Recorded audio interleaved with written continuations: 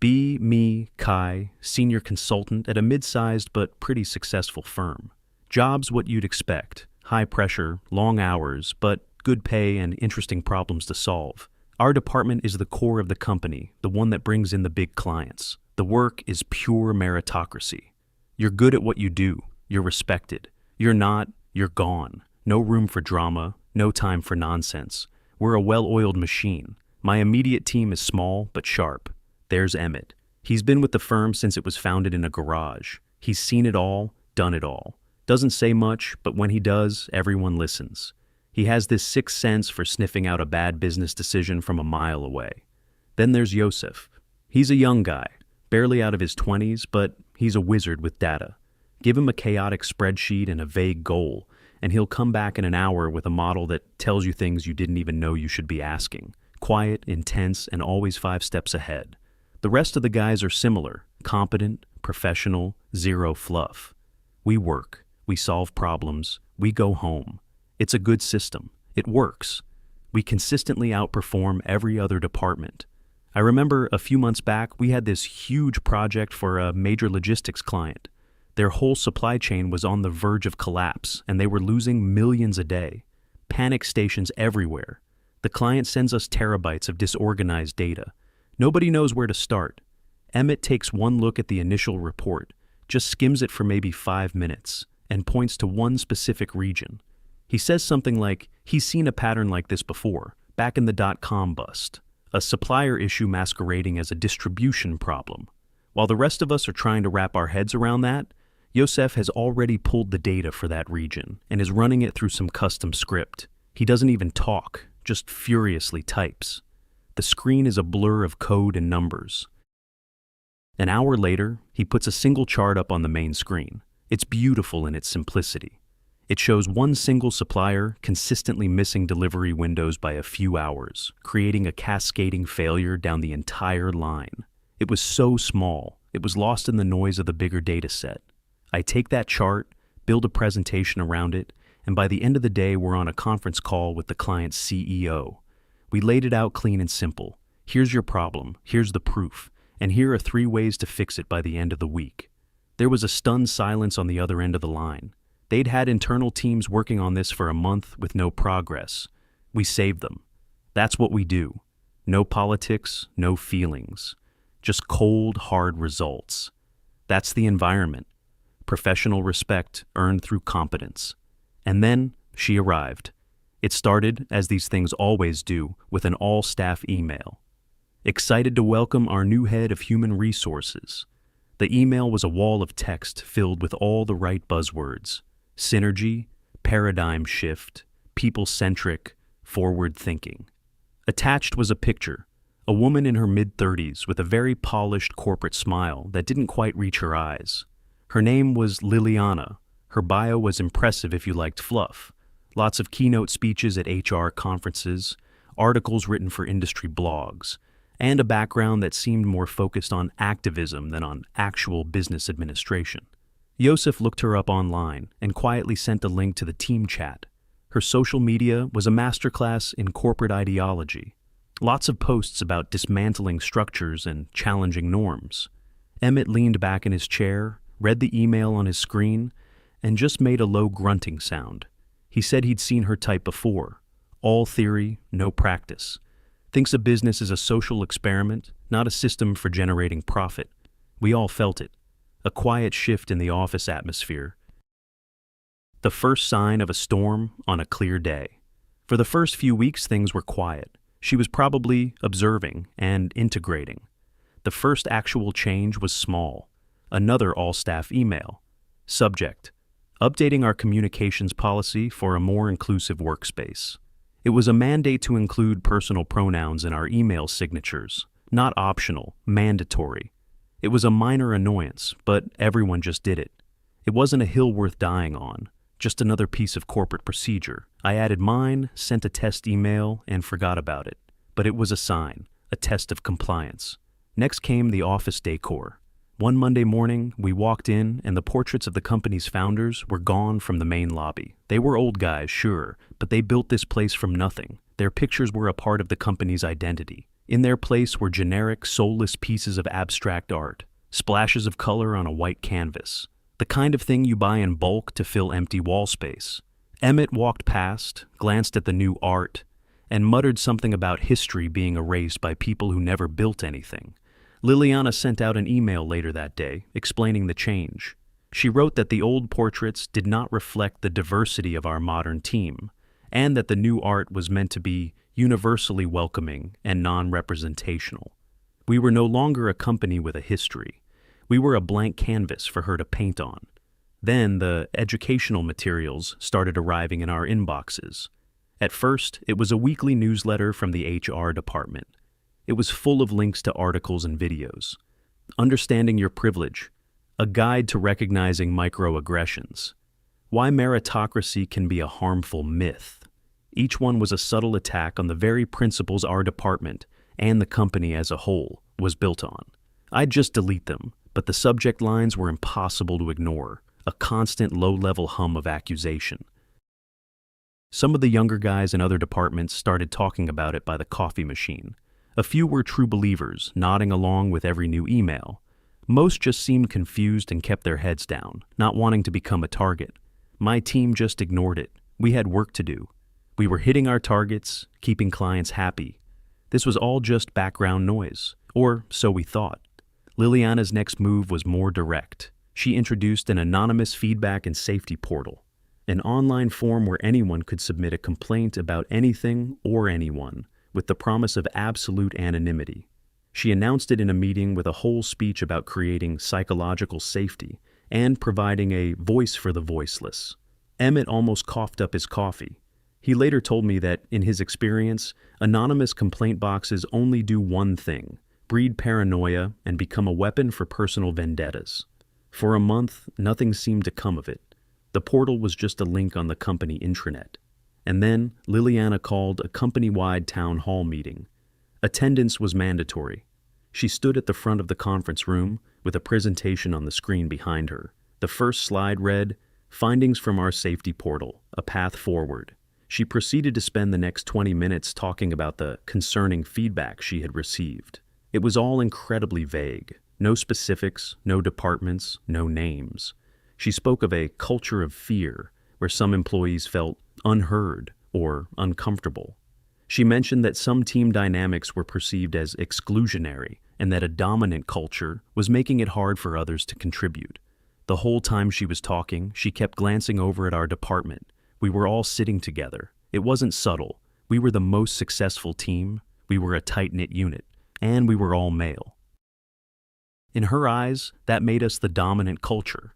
Yosef leaned over to me and whispered that without data, feedback is just gossip. He asked where the metrics were, the specific examples.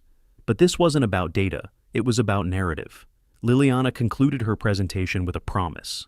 She said that based on this vital feedback, HR was developing a new comprehensive training initiative, an initiative to recenter the company's values and ensure every single employee is an active and educated ally. That was the first time we heard the word ally. It sounded like a threat. The email landed in our inboxes the following week. Subject: Mandatory Workshop. Synergistic Allyship for a Progressive Workspace. The email explained that every employee would be required to attend a 3-hour workshop. The workshop would cover topics like systemic privilege, toxic masculinity, and the role of an ally in dismantling oppressive structures within the workplace. My blood ran cold when I read toxic masculinity. This wasn't about professional development anymore. This was ideological re-education. But the worst part was at the very bottom of the email. It stated that at the conclusion of the workshop, all male staff would be required to sign a document. It was called the Pledge of Allyship. The email said this pledge was a demonstration of commitment and a foundational step in rebuilding trust within our corporate community. There was a link to a preview of the pledge. I clicked it. My stomach tightened as I read the text. It was a page of carefully crafted corporate speak, but the message was clear. It contained clauses where the signatory had to acknowledge their unearned privileges due to their gender. There was a commitment to actively step back in meetings to amplify marginalized voices. There was a promise to interrogate one's own unconscious biases and accept feedback on them without defensiveness. The most insidious part was a line stating that the signatory understood that their intent did not matter as much as their impact on others. It was a blank check for anyone to claim offense and have it be validated by default. It was a loyalty oath, an admission of guilt for a crime you didn't commit. I looked up from my screen. Across the desk pod, I saw Emmett's face. It was like granite. He'd finished reading it too. Yosef was staring at his monitor, not moving. He was probably already dissecting the legal implications of every single sentence. This was it. The final move. All the small things, the pronouns, the posters, the newsletters, it was all just groundwork for this moment. This wasn't a request. It was a demand for submission. A demand to trade our professional integrity for ideological purity. And it was mandatory. A quiet understanding passed between the men in my team without a single word being spoken. The machine had just been given a handful of sand. The day of the workshop arrived. The air in the office was thick with tension. Liliana had booked the largest conference room for the entire day, splitting the company into morning and afternoon sessions. Our department was scheduled for the afternoon. The women went in the morning session. When they came out, their expressions were a mix of things. Some looked self-righteous, others just looked bored and glad it was over. One or two seemed vaguely uncomfortable. My team spent the morning working. Nobody mentioned the upcoming session, but nobody was focused either. It was like waiting for a dental appointment you know is going to be painful. At 1 p.m., we all filed into the conference room. The lights were dimmed. Liliana stood at the front, smiling that same smile from her corporate headshot. Next to her was a woman she introduced as a special consultant, an expert in workplace dynamics and equity. For the next 2.5 hours, we were subjected to a relentless barrage of accusations dressed up as education. The consultant talked about men's conversational dominance, about how we interrupt more, take up more space. She put up slides with statistics that had no sources listed. She told anecdotes about anonymous men at other companies who had said or done the wrong thing, and then framed these stories as universal truths about male behavior.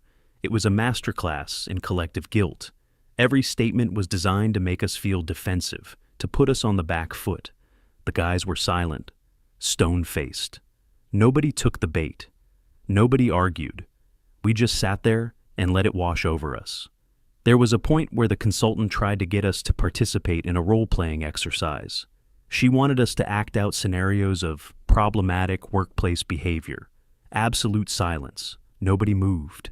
She tried to coax us, saying it was a safe space. The silence in the room was so heavy you could feel it. It wasn't angry silence. It was the silence of complete and total non-participation. It was the sound of men who had checked out. After a few painfully awkward moments, she gave up and just skipped to the next section of her presentation. Finally, after what felt like an eternity, the educational part was over.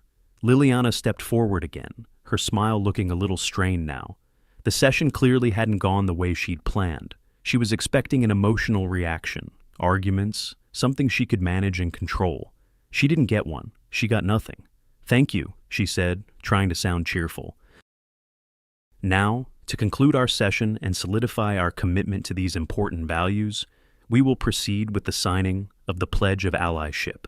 An assistant walked around the room, placing a freshly printed copy of the pledge and a nice ballpoint pen in front of every man. The documents lay on the table, stark white against the dark wood. The air grew even thicker. This was the moment, the culmination of her entire strategy. She had lectured us, tried to shame us, and now she was presenting the demand. Sign on the dotted line. Bend the knee.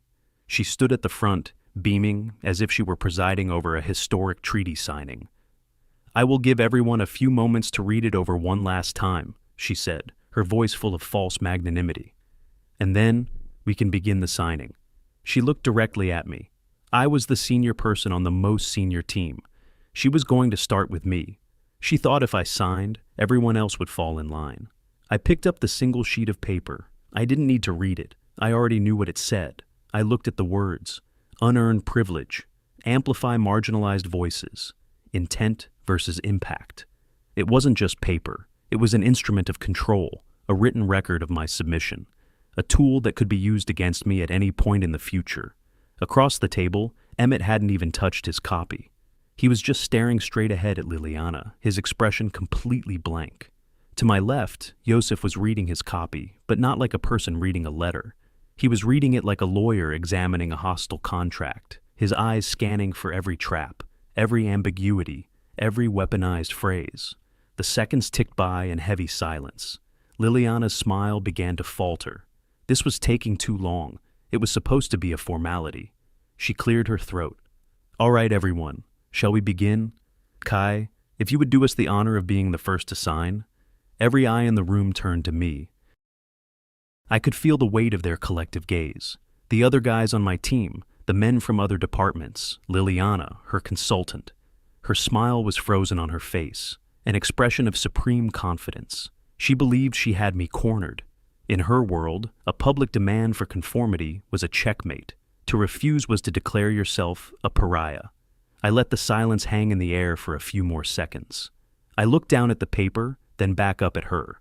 I made sure my expression was neutral, professional, not angry, not scared, just analytical.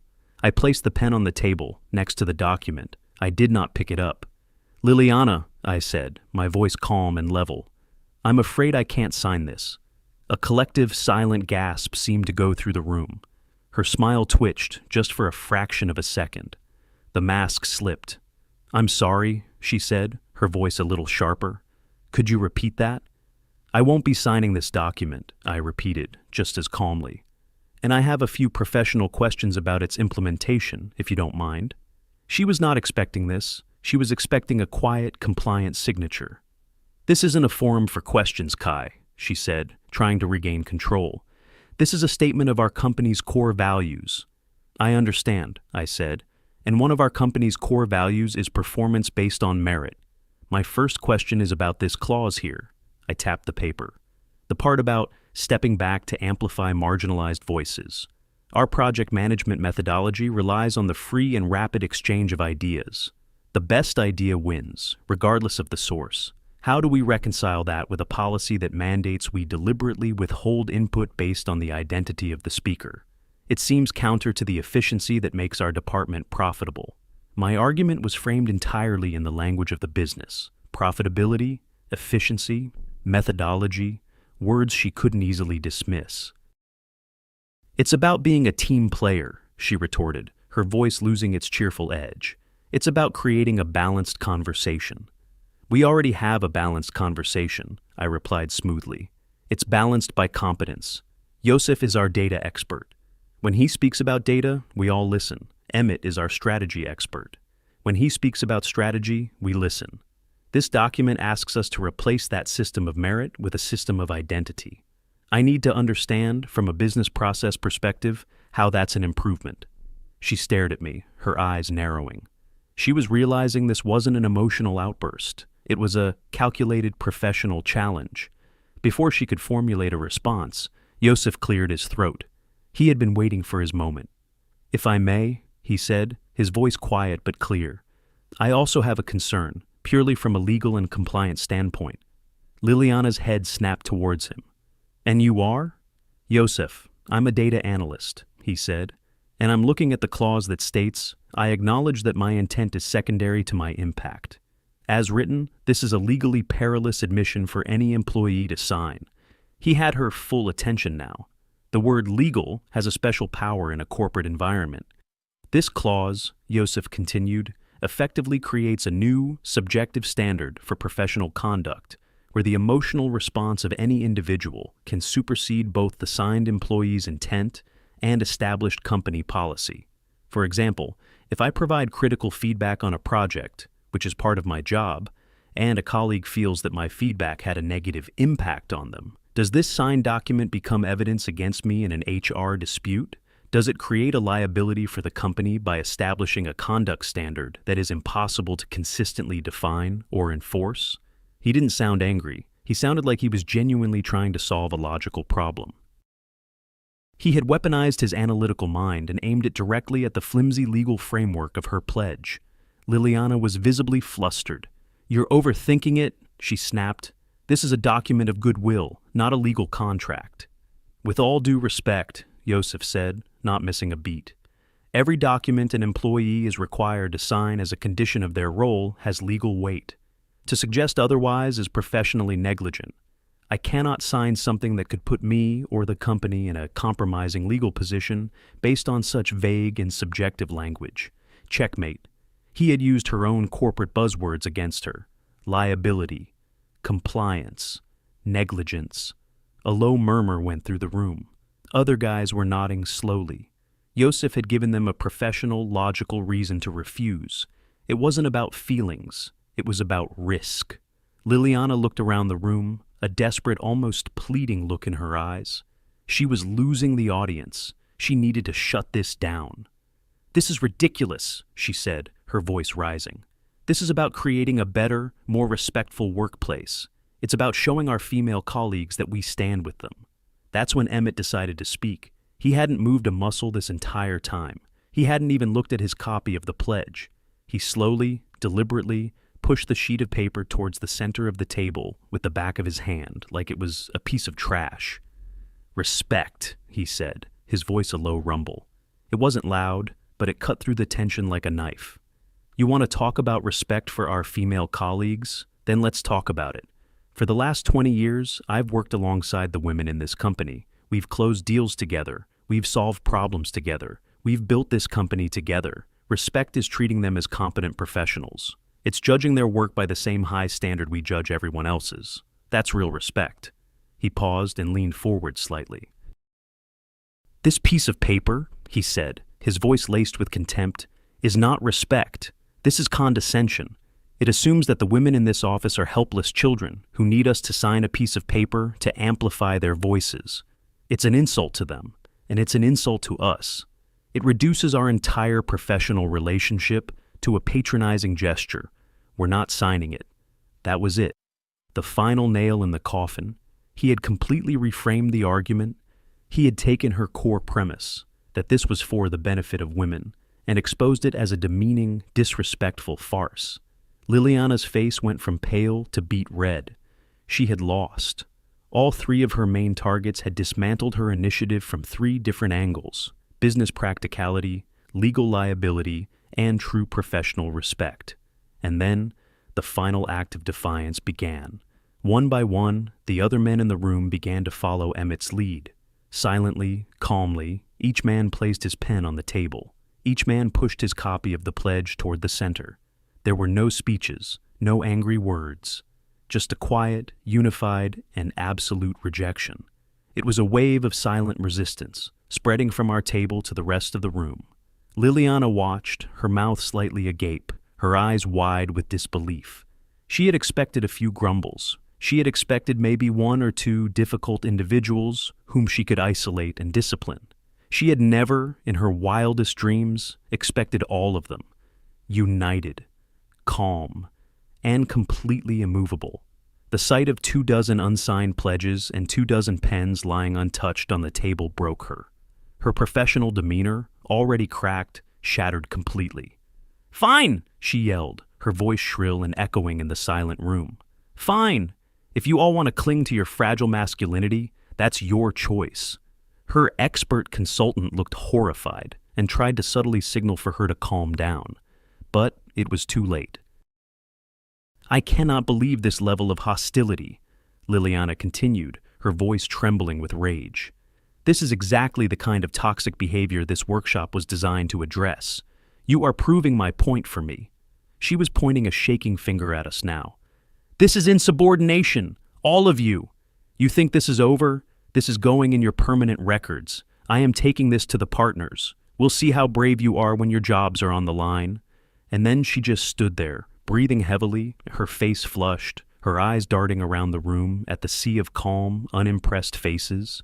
The contrast was devastating. Her hysterical, emotional outburst against our wall of quiet professionalism. Nobody said a word. We just sat there and let her tirade burn itself out. After a few more seconds of heavy, awkward silence, she seemed to realize what she had done. She had completely lost her composure in front of 30 employees. She grabbed her notes from the lectern, turned on her heel without another word, and stormed out of the conference room, her consultant scurrying after her. The meeting was over. We all just sat there for a moment, the spell of the confrontation slowly breaking. Then, quietly, we all stood up and filed out of the room, leaving the pile of unsigned pledges in the middle of the tables. The walk back to our desks was surreal.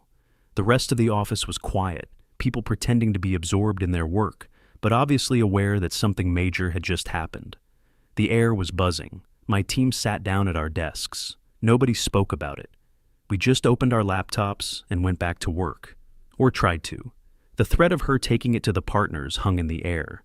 Had we won the battle, but were about to lose the war? An hour later, an email from my A partner's assistant appeared in my inbox. Subject: meeting. The body was simple. The senior partners would like to meet with you and Liliana in the main boardroom tomorrow morning at 9 a.m. The summons had arrived. The next morning, I walked into the main boardroom. It was one of those old-school rooms with a massive dark oak table and leather chairs. On the walls were framed photos of the company's biggest projects, monuments to results and achievement. Liliana was already there, sitting on one side of the table. She looked composed, her professional mask back in place, but her eyes were cold and hard. At the head of the table sat the firm's senior partner. He was a man in his late 60s, one of the original founders who Emmett had worked with back in the garage days. He was a legend in the industry, a man who cared about exactly two things: the quality of the work and the number on the bottom line. He was not a man who had any time for nonsense. He nodded at me as I sat down opposite Liliana. "All right," he said, his voice quiet but carrying immense authority. "I've read Liliana's report on yesterday's workshop, a very dramatic report.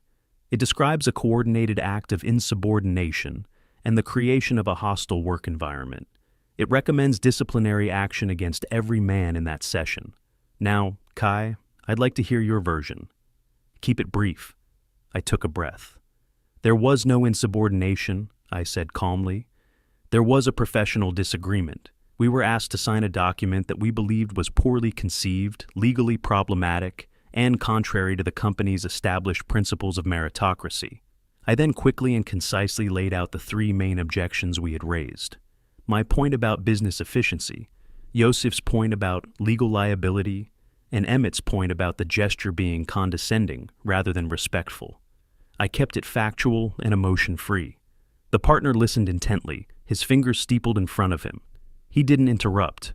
When I was finished, he turned to Liliana. "Liliana," he said, "your report claims the men were hostile.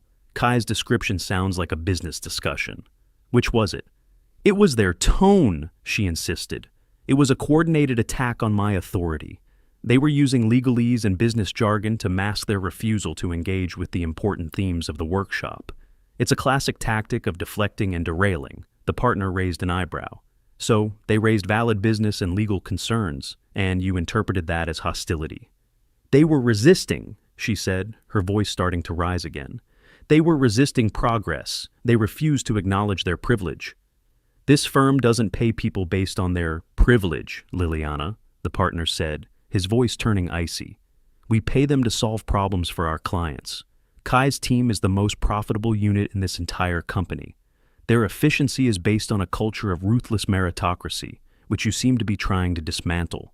He picked up a copy of the pledge. "I've read this document," he said. "Our legal counsel has also read it this morning. Their opinion," he paused, letting the words sink in, "is that Yosef's analysis was, and I quote, 100% correct. They advised that having employees sign this would be a monumental and unnecessary legal liability." Liliana's face went completely white. "You put this company at risk," the partner continued, his voice low and dangerous. "You did so without consulting legal and without any thought to the impact on our most valuable employees. You alienated an entire department, not with a well-reasoned business proposal, but with an ideological loyalty test. You then lost your composure and threatened them when they calmly refused to comply.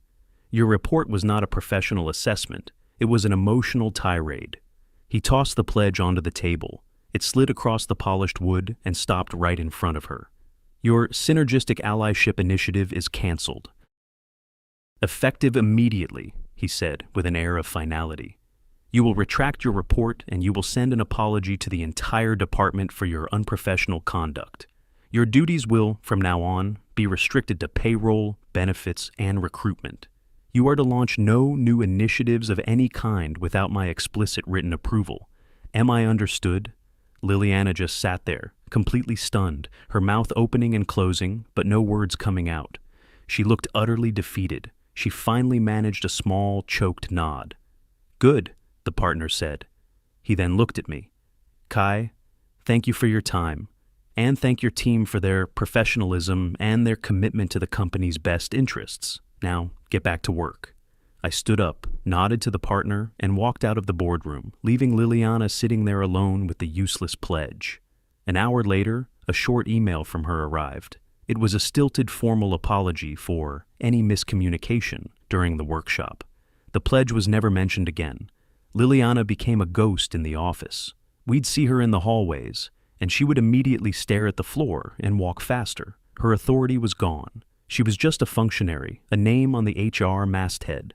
Nothing changed for us. We just kept working.